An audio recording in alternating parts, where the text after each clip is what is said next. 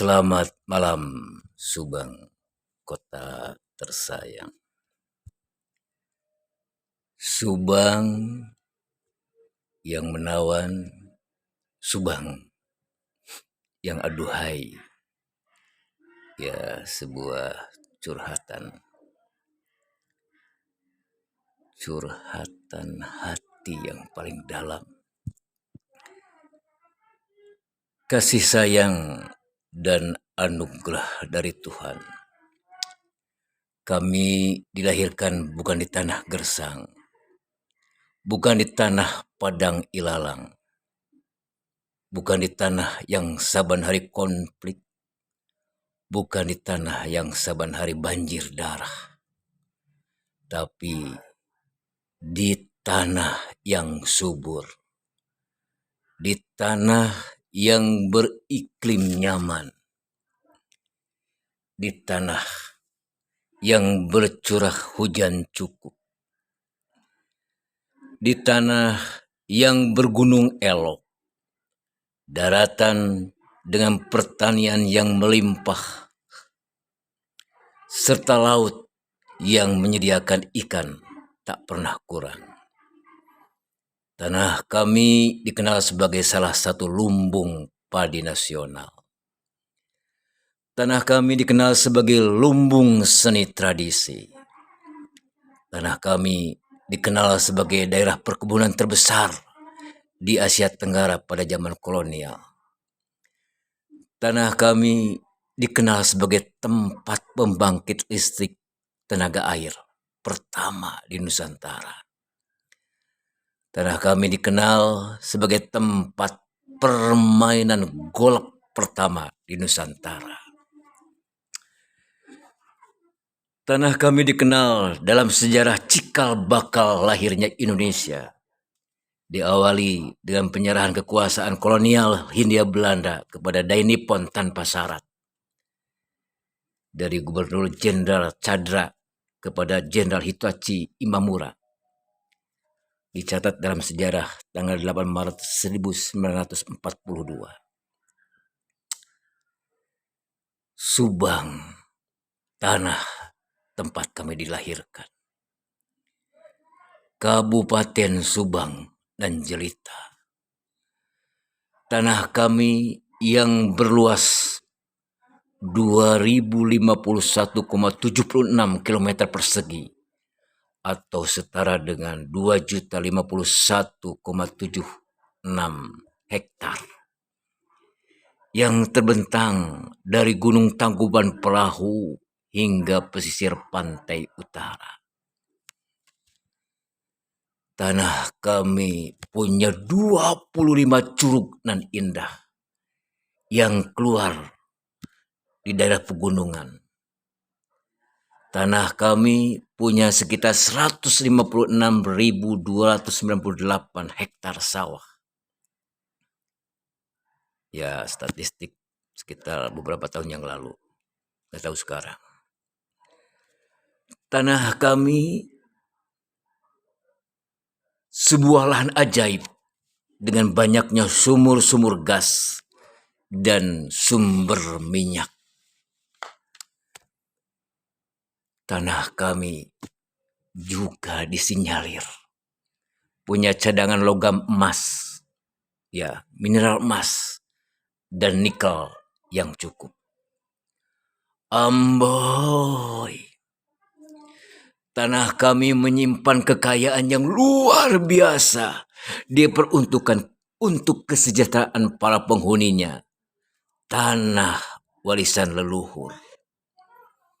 Tanah Subang yang menawan nan aduhai.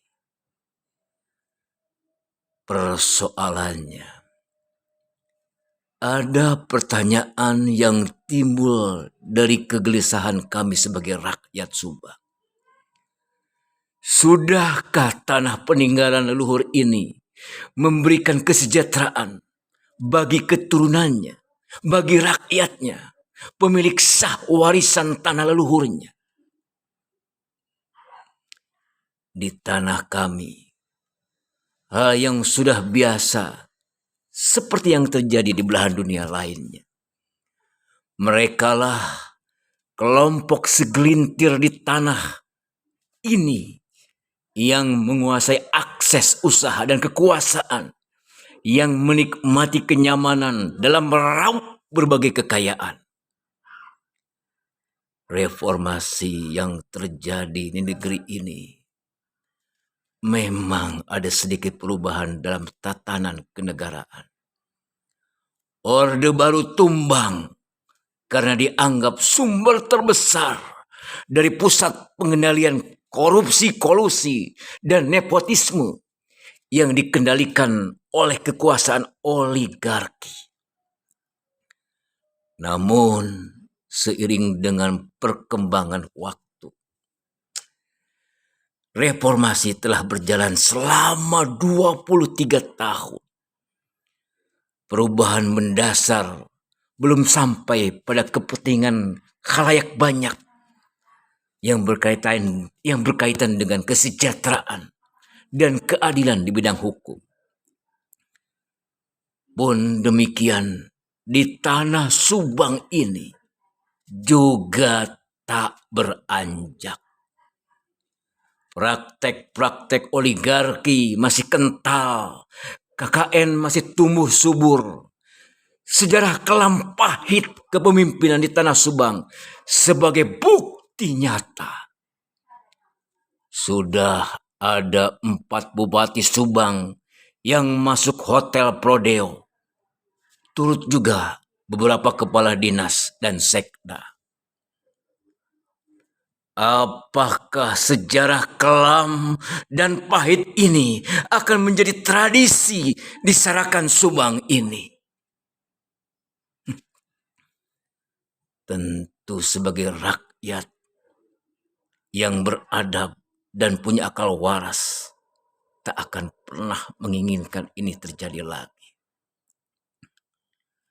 Apakah orang-orang yang terkait dalam sejarah kelam dan pahit kepemimpinan Subang ini masih bercokol dan memegang peranan serta kendali terhadap keterpurukan Subang?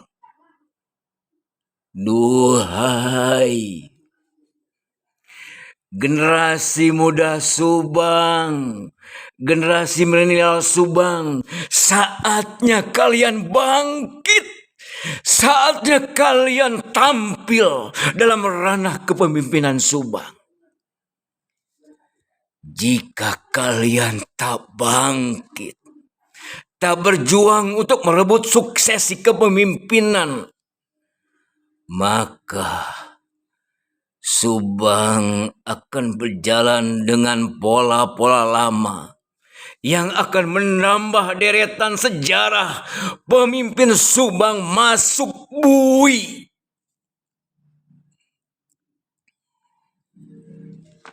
Di era generasi milenial menuju estafet generasi Z.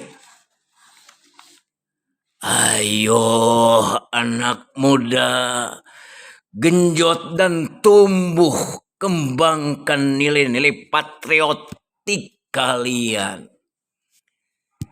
Seyogianya generasi milenial Subang ini yang harus tampil di Subang dalam kepemimpinan eksekutif dan legislatif. Tanah Subang sangat butuh pemimpin yang grace, yang muda, yang cerdas, yang visioner, yang futuristik. Bahkan harus terputus dengan sejarah buruk pemimpin Subang. Jika di tanah Subang suksesi tak terjadi, kaum muda yang grace tak tampil, maka kita takkan beranjak. Sulit dipungkiri sejarah lama akan berulang. Tanah kita akan dihuni oleh paling banyak di Indonesia yang masuk bui pemimpinnya. Akankah kita menjadi keledai rakyat Subang? Akan berulang akan berulang jatuh di lubang yang sama.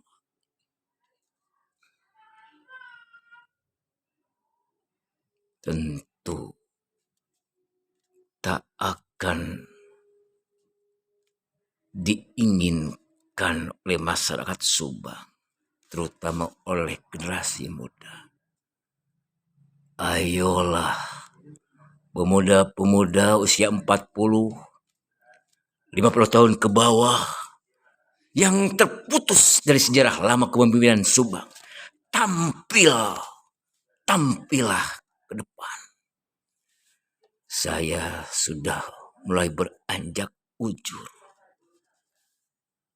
menyimpan harapan pada kalian. Semoga Subang lebih baik. Jagalah Subang, rawatlah Subang, kasihi Subang, karena di Subang ini kita lahir berkarya demi negara kesatuan Republik Indonesia. Mari kita song-song kejayaan Subang di masa yang akan datang. Sampiung amit munut, amit mungkur. Sampurasun, rampes.